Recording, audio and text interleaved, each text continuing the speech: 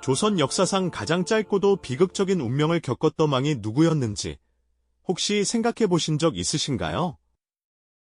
아마도 많은 분들의 마음속에는 왕좌에 앉았지만 한 번도 제대로 된 왕권을 휘둘러보지 못하고 결국 자신의 숙부였던 수양대군의 칼날 아래 모든 것을 잃어야 했던 어린 왕, 단종의 이름이 가장 먼저 떠오르실 겁니다.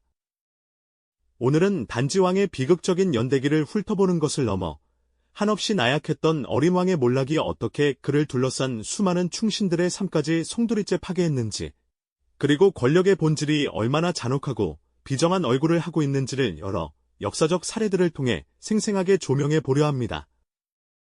역사는 비극적인 패턴을 반복한다고들 하죠. 우리는 단종의 이야기를 통해 그 비극의 깊은 본질을 이해하고 오늘날에도 여전히 유효한 권력의 속성에 대한 중요한 교훈을 얻게 될 것입니다. 때는 1452년 조선의 제6대 왕으로 어린 단종이 즉위하던 그 순간부터 이미 그의 앞날에는 어두운 그림자가 짙게 드리워져 있었습니다. 문종이 갑작스레 세상을 떠나면서 당시 고작 12세에 불과했던 어린 단종은 너무나도 위태로운 용상에 앉게 되었죠. 왕은 어려나란 일을 직접 처리할 수 없었기에 영의정 김종서와 좌의정 황보인 같은 노련한 고명 대신들이 단종을 대신해 모든 국정을 이끌어가는 불안정한 권력 대행체제가 시작되었습니다. 궁궐 깊숙한 곳에서는 어린 왕이 신하들의 조례를 받는 모습이 펼쳐졌지만 그들의 얼굴에는 근심 어린 표정이 역력했죠. 대비와 대신들은 어린 왕의 안위와 더불어 흔들리는 국본을 걱정하며 밤잠을 설치곤 했습니다. 그리고 바로 이때 왕실의 종친 중에서도 유독 강인하고 냉철한 눈빛으로 이 모든 상황을 예의주시하던 인물이 있었으니 그가 바로 훗날 세조가 되는 수양대군이었습니다.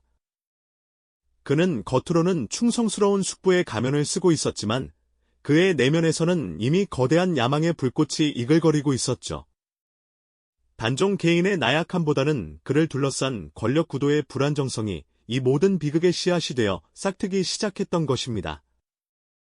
그렇게 위태로운 평화가 이어지던 1453년 10월, 마침내 수양대군은 자신의 야망을 드러내며 피로 물든 권력 찬탈의 서막을 올리게 됩니다.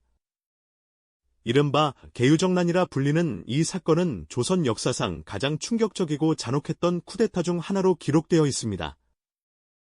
그날 밤, 한밤중에 궁궐은 갑작스럽게 들이닥친 무장한 군사들의 발소리와 비명소리로 아수라장이 되었습니다. 수양대군은 자신의 신복들을 이끌고 김종서와 황보인 등 단종의 가장 든든한 버팀목이었던 고명 대신들을 무참히 살해했습니다. 피 묻은 칼을 든 채 궁궐을 장악해가는 수양대군과 그 일파의 모습은 공포 그 자체였죠. 궁녀들과 신하들은 두려움에 떨며 숨죽여야 했고 어린 단종은 이 모든 상황을 무력하게 지켜볼 수밖에 없었습니다. 그는 모든 것을 잃은 듯 망연자실한 얼굴로 이제 자신의 권력이 허수아비로 전락했음을 비로소 깨달았을 것입니다. 권력 찬탈의 잔혹성과 비정함이 그 어떤 가치도 용납하지 않는다는 것을 여실히 보여주는 끔찍한 순간이었죠. 충신들의 피가 궁궐을 적시며 단종의 짧은 통치는 이렇게 비극적인 종말을 향해 치달아가고 있었습니다. 개유정난이라는 피비린내 나는 격변 이후 어린 단종은 이제 이름뿐인 왕으로 전락하고 말았습니다. 실질적인 모든 권력은 숙부인 수양대군의 손아귀로 완전히 넘어갔죠. 그는 자신의 세력을 더욱 공고히 다지기 위해 단종을 굳건히 따르던 충신들을 하나둘 숙청하며 궁궐을 피로 물들였습니다. 마치 거대한 덫에 걸린 작은 새처럼 단종은 그저 숙부의 섰을 퍼런 칼날 아래 모든 것을 체념한 듯 지켜볼 수밖에 없었습니다. 그의 어린 마음 속에는 얼마나 큰 절망과 이루 말할 수 없는 두려움이 가득했을까요? 왕좌에 앉아 있었지만 사실상 그는 조선에서 가장 외롭고 무력한 존재였던 셈입니다.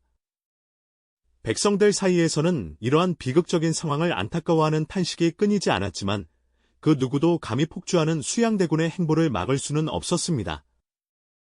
궁궐의 공기는 얼어붙었고 모두가 숨죽인 채 다음 비극이 닥쳐오기를 기다리는 듯했죠.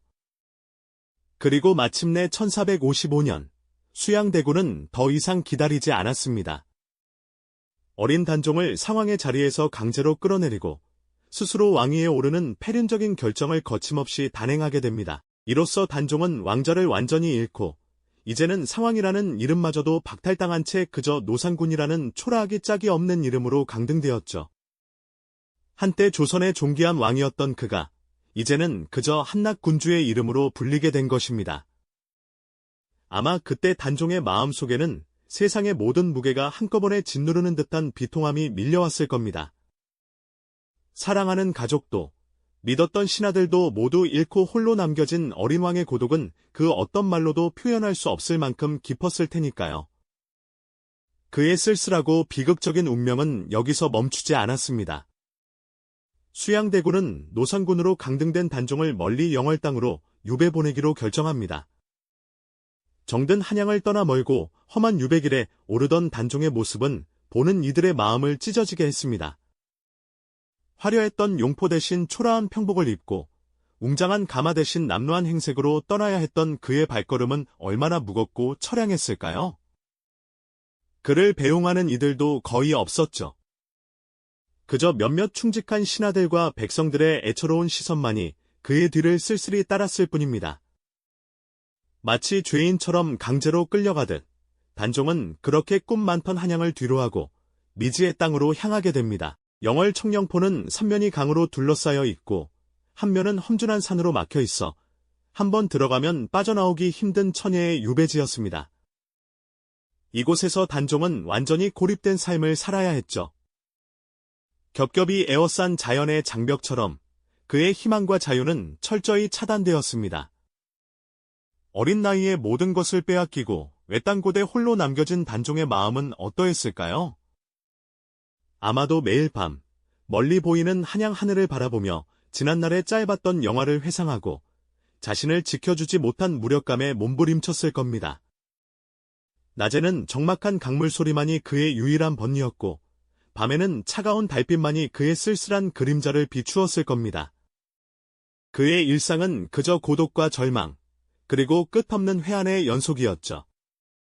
어린 왕에게는 너무나 가혹하고 잔인한 형벌이었습니다. 그는 매일매일이 고통이었을 테고 어쩌면 죽음만이 비로소 유일한 안식처라고 생각했을지도 모릅니다. 청령포의 적막함 속에서 단종은 서서히 삶의 의지를 잃어갔을 겁니다. 그는 어쩌면 자신의 비극적인 운명을 이미 받아들이고 있었던 것인지도 모릅니다. 더 이상 저항할 힘도 한 줄기 희망을 가질 용기도 남아있지 않았던 것이죠. 그의 눈빛에서는 이미 모든 것을 포기한 듯한 깊은 체념의 그림자가 짙게 드리워져 있었습니다. 그리고 마침내 비극적인 끝이 찾아옵니다. 1457년 유배지 영월에서 단종은 결국 사약을 받고 비참하게 생을 마감하게 됩니다. 그의 나이 고작 17살이었습니다. 한창 꽃다운 나이에 왕좌를 잃고 유배지에서 비참하게 생을 마감해야 했던 것입니다. 사약을 들고 들어오는 금부도사 앞에서 그는 과연 어떤 마음이었을까요? 아마도 더 이상 삶에 대한 미련보다는 길고 길었던 고통의 끝을 알리는 해방감을 역설적으로 느꼈을지도 모릅니다. 체념한 듯 조용히 사약을 받아들이던 단종의 모습은 절대 권력의 잔혹성이 한 인간의 삶을 얼마나 처절하게 파괴할 수 있는지를 여실히 보여주는 비극적인 장면으로 역사에 영원히 기록되어 있습니다. 그의 죽음은 단순히 한 왕의 죽음이 아니었습니다. 그것은 조선 초기의 정치적 혼란과 권력 다툼 속에서 무고하게 희생된 수많은 이들의 아픔을 상징하는 처절하고도 비통한 역사의 한 페이지였던 것이죠. 어린 왕의 짧고도 슬픈 생애는 그렇게 영월 땅에 쓸쓸히 묻히게 됩니다. 하지만 그의 죽음으로 모든 것이 끝난 것은 아니었습니다. 오히려 그의 비극은 또 다른 비극의 씨앗이 되어 조선의 역사를 거대한 소용돌이 속으로 뒤흔들게 됩니다. 이 영상이 도움이 되셨다면 좋아요와 구독 부탁드립니다. 여러분의 응원이 제게 큰 힘이 됩니다. 다음 영상에서도 더 유용한 정보를 공유하겠습니다. 감사합니다.